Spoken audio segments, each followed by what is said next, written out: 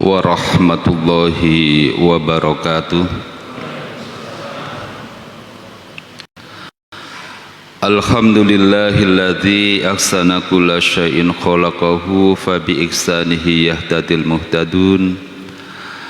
Asyhadu an la ilaha illallah syahadatan yataqarrabu biha mutaqarrabun. Wa ashhadu anna Muhammadan abduhu wa rasuluh khatamu bihi nabiyyun sallallahu alaihi wa ala alihi wa ashabihi wa tabi'ina wa man tabi'ahum ila yaumi yub'atsun, amma ba'd. Jamaah salat subuh Masjid Al-Mubarak yang dirahmati Allah, alhamdulillah atas izin Allah kita bisa hadir bermuajahah untuk li'ila'i kalimatillah, menegakkan dan menjunjung tinggi kalimah Allah subhanahu wa ta'ala. Salawat serta salam selalu terlimpahkan pada junjungan kita Nabi Muhammad sallallahu alaihi wasallam yang telah mengantarkan kita ke jalan kebenaran hidup, yakni dinul Islam, yang kebenarannya dapat dibuktikan sejak dulu, sekarang maupun di masa mendatang. Jamaah sekalian, baru-baru ini Persekutuan Gereja Indonesia mengirim surat kepada Menteri Agama mempersoalkan pelajaran agama Islam yang diajarkan di SMP dan SMA supaya materi pelajarannya, terutama yang membahas tentang kitab Injil, supaya direvisi. Hal ini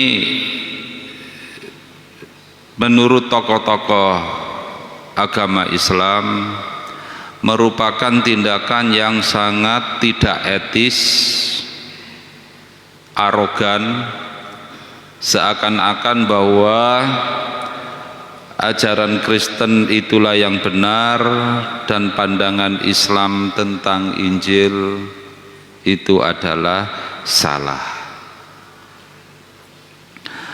Oleh karena itulah pada kesempatan pagi ba'da sholat subuh ini kami memperkenalkan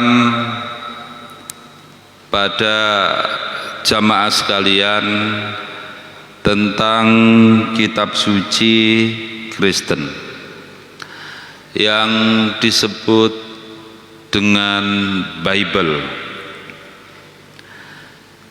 yang kemudian di Indonesia pada tahun sekitar 70-an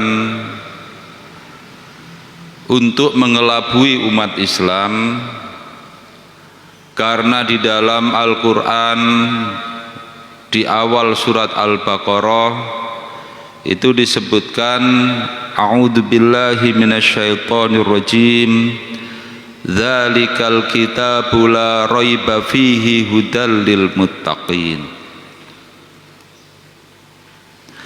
Itulah Alkitab, yang dimaksud adalah Al-Quran, yang tidak ada keraguan di dalamnya, petunjuk bagi orang yang bertakwa. Nah, pada ayat tersebut di situ disebutkan Alkitab yang tidak ada keraguannya, yang dulu disebut oleh mereka, ya kitab suci mereka hanya disebut kitab suci. Nah, kemudian sekarang diganti dengan nama Alkitab. Sehingga mereka berupaya supaya imajinasi umat Islam kalau menyebut dzalikal kitabu, itulah Alkitab, itu adalah yang dimaksud kitab sucinya orang Kristen. Memang sejak dulu mereka berusaha untuk menipu umat Islam. Bisa dibayangkan pada tahun 1826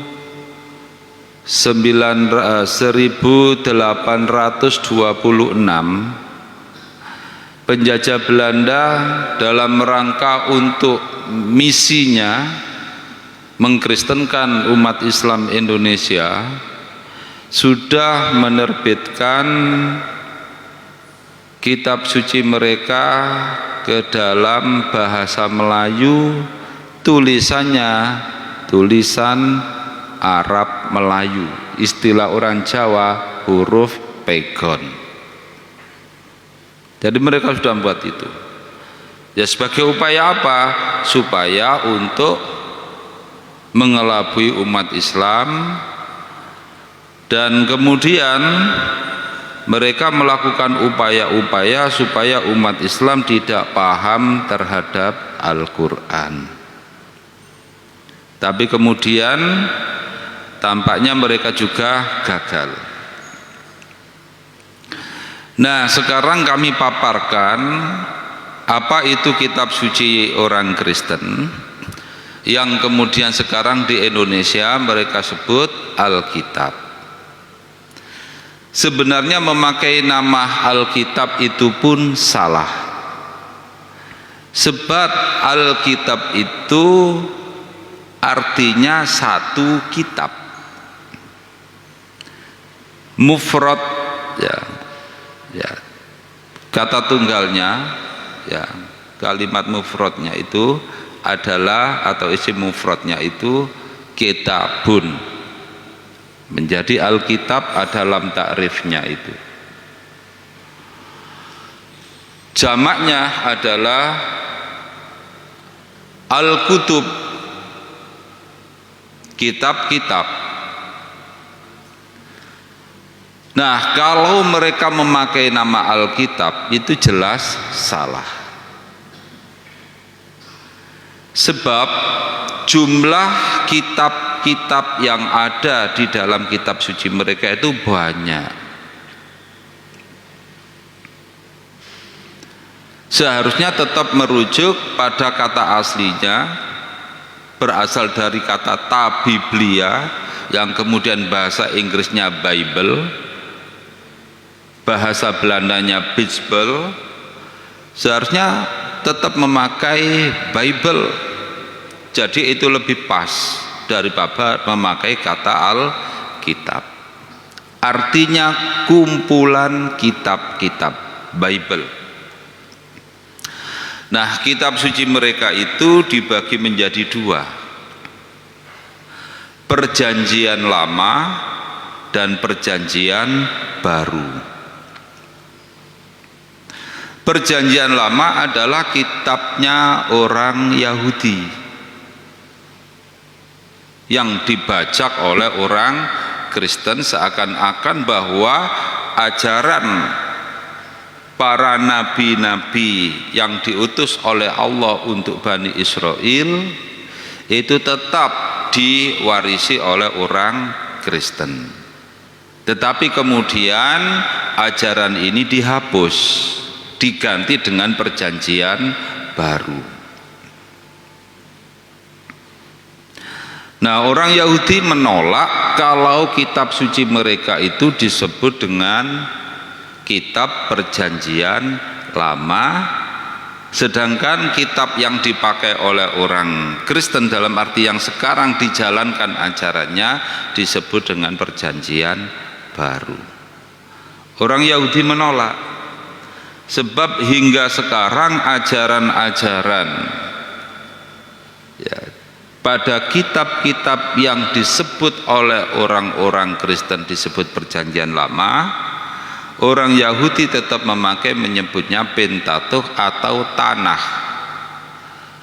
Tanakh atau Tenah itu singkatan dari Torah yang kita sebut Taurat, kemudian kitab para nabi, mereka menyebutnya Ketubim, ya tulisannya K E tapi mereka menyebutnya Ketubim.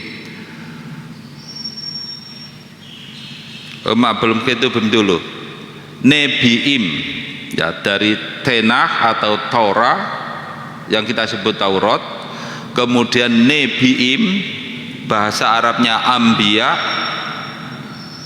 ya para nabi, kitab para nabi, dan yang terakhir adalah Ketubim, yakni kitab-kitab hikmah. Itu kitabnya orang Yahudi. Ajaran-ajarannya sampai sekarang diberlakukan oleh orang-orang Yahudi. Jadi mereka menolak disebut kitab perjanjian lama. Kemudian kalau yang mereka sebut perjanjian baru, itu terdiri dari 4 kitab Injil. Ya, 4 kitab Injil. Injil Matius, Injil Markus, Injil Lukas, dan Injil Yohanes.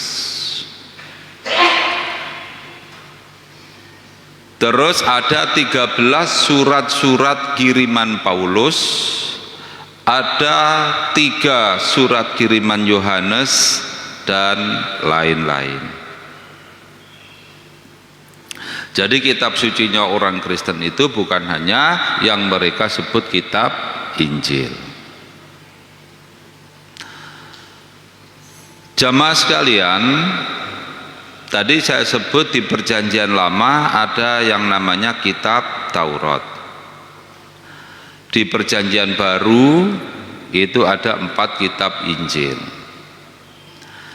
Nah, kita sebagai umat Islam diajari oleh Allah, di antara komponen sebagai orang yang bertakwa disebutkan oleh Allah pada surat Al-Baqarah ayat 4 itu, walladzina yu'minuna bima unzila ilaika wa ma unzila min qablik wa bil akhirati hum yuqinun. Dan orang-orang yang beriman kepada apa yang kami turunkan kepadamu wahai Muhammad, yaitu kitab Al-Quran, dan beriman kepada kitab-kitab sebelum kamu, yaitu kitab Taurat, Zabur, dan Injil, dan juga suhuf-suhuf yang lain. Bahkan pada surat Ali Imran ayat 3 dan 4 itu pun disebutkan bahwa Allah menurunkan Al-Quran yang membenarkan kitab-kitab sebelumnya, di mana dulu Allah pernah menurunkan kitab Taurat dan Injil. Ya, kitabun anzalna ilaika, nazzala alaikal kitaba bil haqqi musaddiqal lima baina yadayhi wa anzalat taurata wal injil min qablu hudal linnas. Nah, Allah menurunkan kitab Al-Quran kepadamu wahai Muhammad yang membenarkan kitab-kitab sebelumnya, yang dulu Allah menurunkan kitab Taurat dan Injil yang menjadi petunjuk bagi manusia. Kita akui bahwa Allah mengajarkan kita seperti itu. Nah, sekarang apakah sama pengertian kitab Taurat dan kitab Injil dalam pandangan Islam dibandingkan dengan dalam pandangan Kristen dan Yahudi. Menurut keyakinan Islam, yang dimaksud dengan kitab Taurat adalah firman Allah yang diturunkan kepada Nabi Musa alaihissalam sebagai petunjuk bagi Bani Israel. Adapun kitab Taurat yang sekarang disucikan oleh orang Yahudi dan orang Kristen, itu bukanlah firman Allah yang diturunkan kepada Nabi Musa alaihissalam. Loh, kok beda? Iya, makanya ini perlu kita luruskan pengertian kita juga. Apa buktinya kalau Taurat yang sekarang diimani oleh umat Yahudi dan Kristen itu bukan firman Allah yang diberikan kepada Nabi Musa? Saya kasih contoh dua saja. Kalau saya kasih bukti-bukti itu bisa 3 hari nggak selesai. Nah, bukti-buktinya saya sudah tulis pada buku yang berjudul Dialog Santri Pendeta yang sudah diterbitkan pada tahun 1992. Sudah berapa tahun itu? Saya masih remaja waktu itu, sudah saya tulis. Nah, itu insya Allah nanti juga keluar buku yang berjudul Islam Menjawab Kristen, ya, respon kami terhadap surat Persekutuan Gereja Indonesia kepada Menteri Agama ini. Ya, judulnya Islam Menjawab Kristen. Ya, jadi ini sebagai buktinya adalah satu, bahwa itu betul-betul bukan firman Allah, ya, Taurat yang sekarang ini. Di bagian pertama kitab Taurat ini, nah, Taurat itu dibagi menjadi 5 kitab. Kitab Kejadian, kitab Keluaran, kitab Imamat, kitab Bilangan, dan kitab Ulangan. Nah, di bagian awal kitab Kejadian, pokoknya pertama kali itu cerita penciptaan alam. Dikisahkan bahwa pada hari pertama Tuhan menciptakan langit dan bumi, siang dan malam.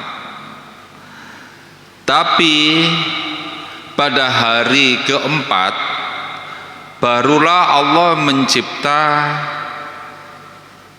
matahari, bulan, dan bintang. Itu dicipta pada hari keempat. Langit, bumi, siang, dan malam dicipta pada hari pertama. Kira-kira apa benar bumi dicipta lebih dulu daripada matahari? Benarkah siang dan malam ada lebih dulu di dunia? Ya, siang dan malam dicipta pada hari pertama, matahari dicipta pada hari keempat. Nah, oleh karena itulah ini ilmuwan-ilmuwan juga meragukan.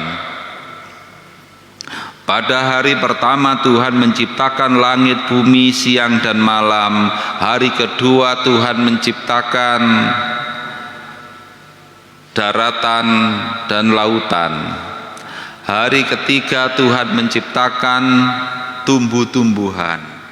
Matahari belum ada, tumbuh-tumbuhan sudah ada. Hari keempat Tuhan menciptakan matahari, bulan dan bintang. Hari kelima Tuhan menciptakan binatang melata. Hari keenam Tuhan menciptakan manusia. Hari ketujuh Tuhan istirahat. Ini. Nah, dari sinilah para ilmuwan menertawakan ayat kitab suci ini. Ini yang di bagian awal. Di bagian akhir dari kitab yang mereka sebut kitab Taurat Musa itu, yaitu di kitab Ulangan pasal 34 ayat 5 dan 6, atau di bagian penutup kitab Taurat. Di situ ada cerita, maka matilah Musa hamba Tuhan itu. Ia dikubur di tentangan Bet Peor dan tidak ada orang, tidak ada seorang pun yang tahu kuburnya.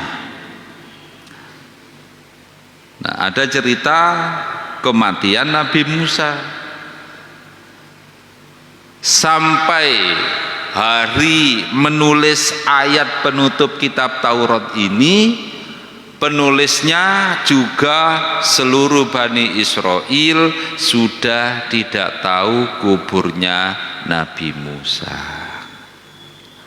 Loh, katanya kitab Taurat itu diturunkan kepada Nabi Musa. Kok ada cerita kematian Nabi Musa yang karena lamanya sehingga sudah lama dikubur bertahun-tahun. Nah, sehingga orang-orang Bani Israel dan penulis ayat Taurat ini tidak tahu kuburnya Nabi Musa. Kira-kira selisih berapa tahun antara kematian Nabi Musa dengan penulisan ayat kitab Taurat ini? 50 tahun. Saya ini yatim piatu sejak usia 7 tahun. Usia 4 tahun saya ditinggal wafat ibu saya.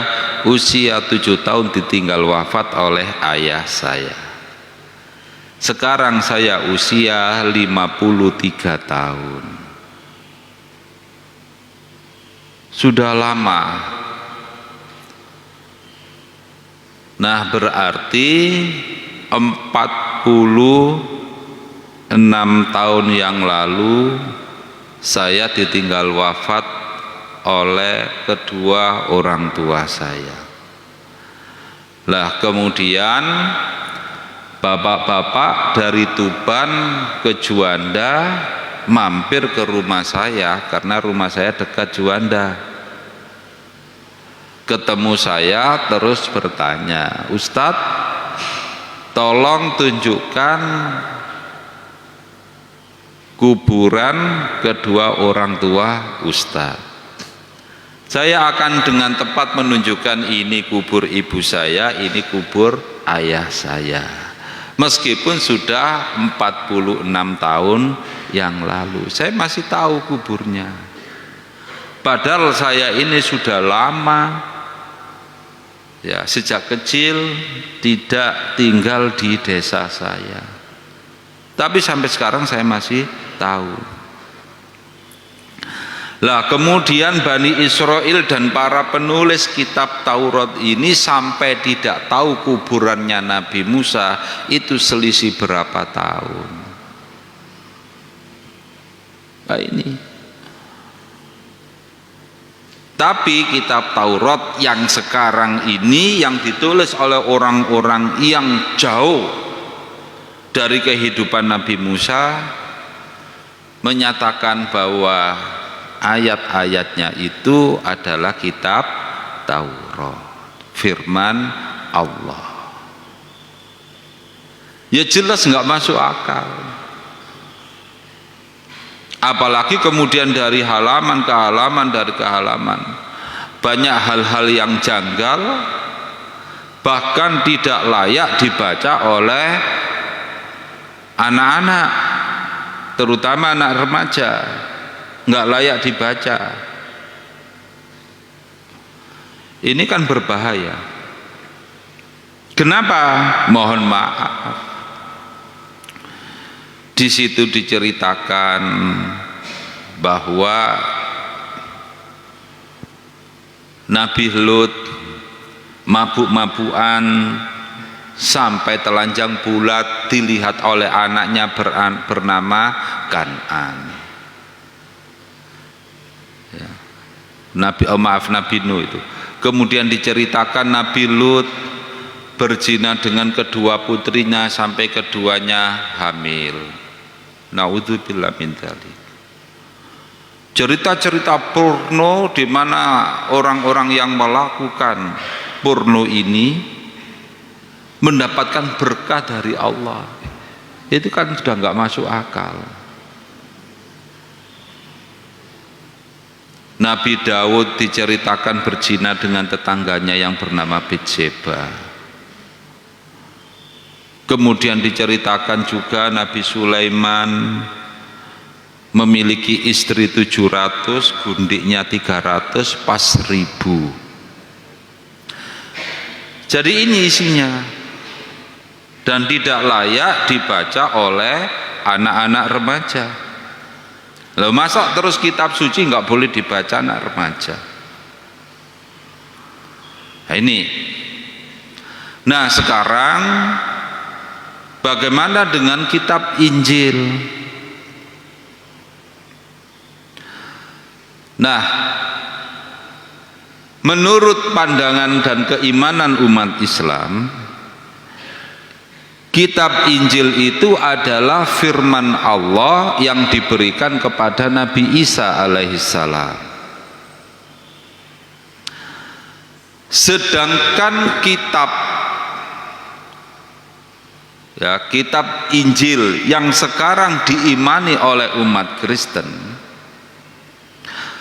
bukanlah firman Allah yang diberikan kepada Nabi Isa alaihissalam yang disebut oleh orang Kristen Yesus.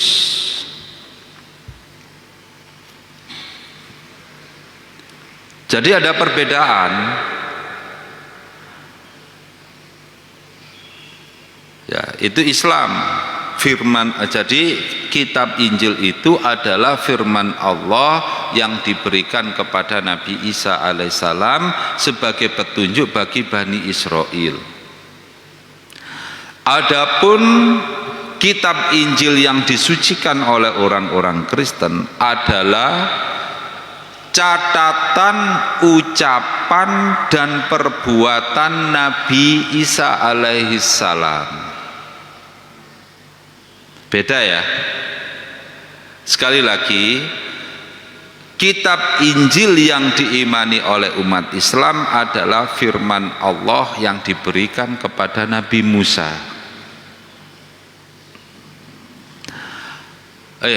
Nabi Isa. Adapun kitab Injil yang diimani oleh umat Kristen bukanlah firman Allah yang diberikan kepada Nabi Isa, juga bukan firman Allah yang palsu. Sebab apa? Sebab Injilnya orang Kristen, ya, Injil karangan Matius, Injil karangan Markus, Injil karangan Lukas, dan Injil karangan Yohanes adalah catatan sabda dan perbuatan Nabi Isa yang disebut oleh orang Kristen Yesus. Faham ya sekarang? Jadi Injilnya orang Kristen itu setara dengan apa? Hadis. Oke, untuk sementara setara dengan hadis. Kalau hadis jelas ada sanadnya, ada perawinya. an kan gitu, atau hadatsana. Ini enggak ada.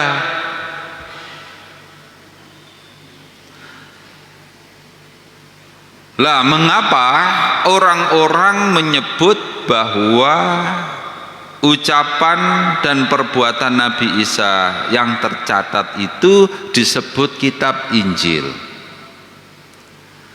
Sebab keyakinan mereka bahwa Nabi Isa itu adalah Tuhan. Sehingga ucapan Nabi Isa bahasa Inggrisnya itu disebut dengan Gospel. God itu Tuhan, spell ucapan disingkat menjadi gospel, yang kemudian diterjemahkan oleh orang-orang Kristen sekarang ke bahasa Indonesia juga ke bahasa Arab, kitab Injil. Sama seperti tadi, mereka dulu menyebutnya hanya kitab suci, di Indonesia sekarang disebut dengan Alkitab. Lah terus apakah ini bisa setara dengan hadis? Kitab-kitab Injil yang disucikan oleh orang Kristen itu, mohon maaf, tidak sebanding dengan hadis Rasulullah Shallallahu Alaihi Wasallam. Kualitasnya jauh di bawah kitab hadis, meskipun itu hadis dhaif. Di bawah hadis dhaif. Lah setara dengan apa? Setara dengan hadis maudhu. Loh kok bisa hadis maudhu? Iya. Menurut 76 pakar kitab suci Kristen yang tergabung dalam lembaga penelitian kitab suci Kristen yang bernama Jesus Seminar, mereka meneliti naskah-naskah kuno, ya, ribuan naskah-naskah kuno, kitab Injil Kristen ini. Hasil penelitian mereka diseminarkan, hasil seminarnya dibukukan. Nah, bukunya berjudul The Five Gospels, 5 kitab Injil. Loh, tadi katanya 4, Matius, Markus, Lukas, Yohanes. Kok disebut 5 kitab Injil? Satunya mana? Nah, satunya dipakai perbandingan oleh 76 pakar kitab suci Kristen ini, yaitu Injil yang dilarang dibaca Kristen, yakni Injil Thomas. Jadi Injil Matius, Markus, Lukas, Yohanes, dan Thomas. Nah, Thomas ini nggak boleh dibaca oleh orang Kristen, iya, karena dianggap kitab yang tidak sahih menurut mereka. Istilah mereka adalah apokrip, kitab apokrip. Apokrip itu bahasa Inggrisnya adalah hidden from people, disembunyikan dari manusia. Loh, apakah banyak kitab Injil yang tidak boleh dibaca? Banyak. Ada Injil Thomas yang tadi kami sebutkan, ada Injil Barnabas, Injil Bartolomeus, Injil Fayum, Injil Maria, Injil Judas, ya, Iskariot, dan lain-lain.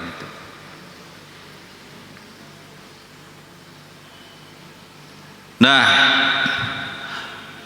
menurut pernyataan dari 76 pakar kitab suci Kristen yang tergabung dalam lembaga penelitian Kristen ini yang bernama Jesus Seminar, mereka menyatakan 82%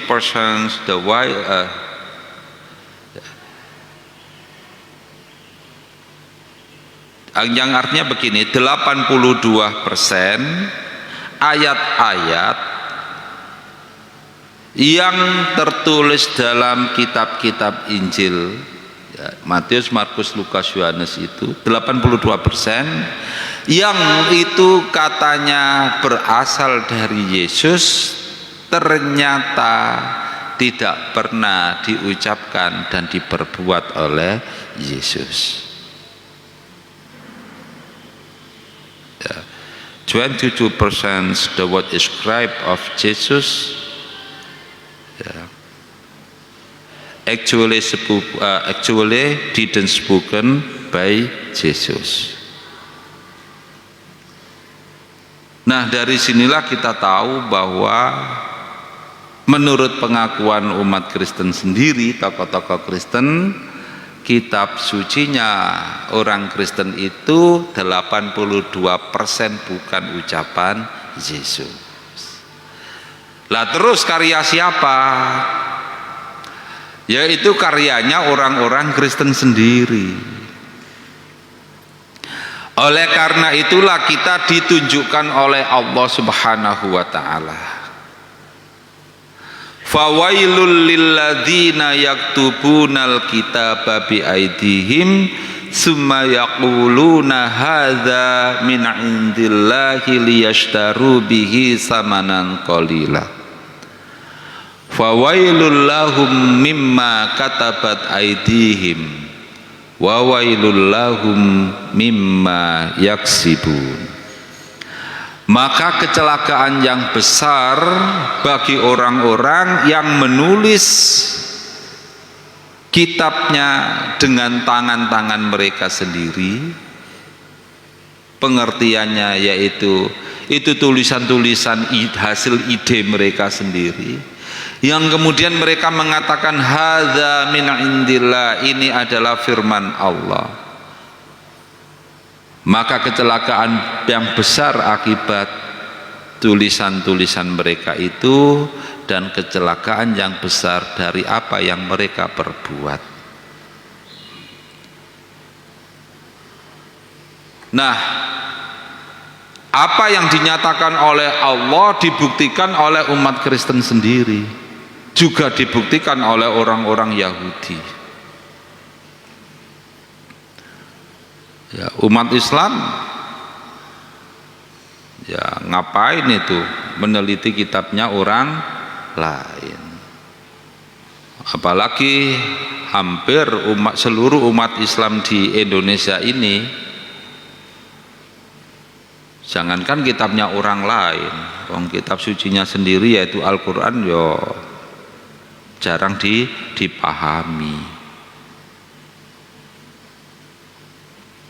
Jadi apa yang dinyatakan oleh Allah pada Al-Quran bahwa Taurat dan Injil telah dirusak oleh mereka sendiri, nama baiknya kesucian kitab suci dirusak oleh mereka, terbukti.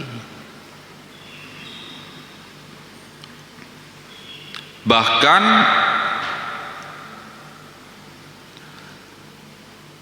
sebagai contoh ayat-ayat bukti itu adalah buatan manusia sendiri. Saya sekarang lagi menantang seluruh pendeta di dunia, pendeta Kristen. Maaf, ini sudah selesai sebenarnya ya, 5:30. Tadi saya tambah sedikit, soalnya tadi belum itu. Buktinya adalah di Injil, di bagian awal Injil Yohanes disebutkan pada mulanya adalah firman, firman itu adalah firman bersama dengan Tuhan, dan firman itu adalah Tuhan.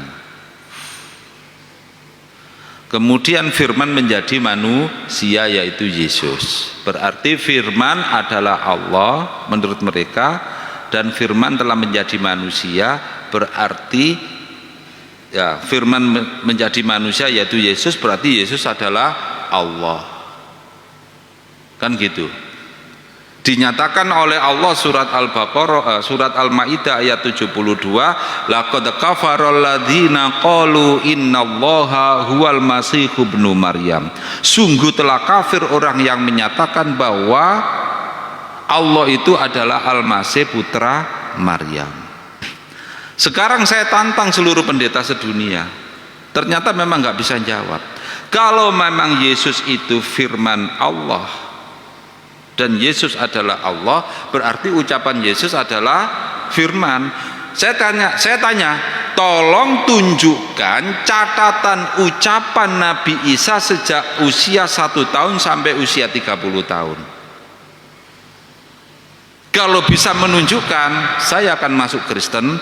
Tapi kalau tidak bisa menunjukkan, tutup mulut Anda, karena Anda telah melakukan kebohongan publik untuk menyatakan bahwa Yesus adalah Allah dan Allah adalah Yesus. Itu adalah kebohongan, ya. Dan kemudian ajaran ketuhanan Trinitas, Tuhan Bapa, Tuhan Anak dan Roh Kudus, itu adalah tambahan baru ditulis pada tahun 1522. Ya, tuh.